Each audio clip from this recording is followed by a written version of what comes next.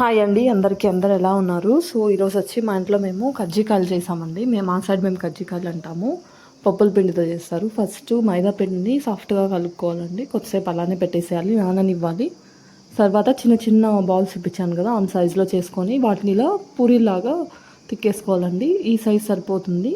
చిన్న సైజు ఇక్కడ మేము చూపిస్తుందో ఆ సైజ్ వరకు తిక్కేసుకునేసి దానికి సైడ్లో అంతా వాటర్ వేసేసి లోపల పప్పులు, కొబ్బరి, బెల్లము ఈ మూడితో పిండి చేసుకున్నామండి. సో వాటిల్ని ఇలాంటి చేసేసి చేత్తో మేము చేత్తోనే అనేస్తామండి. మీకు కావాలంటే అది వస్తుంది మిషన్ టైపు, ప్లాస్టిక్ది, స్టీల్ది. సో వాటితో వేసుకోవచ్చు.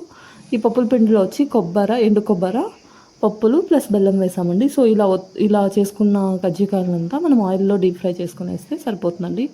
టేస్ట్ అయితే చాలా చాలా బాగుంటాయి. ఇది నా ఫేవరెట్ స్వీటు. సో మీరు ఎప్పుడైనా తినంటే మీ సైడ్ ఏమంటారో చెప్పండి.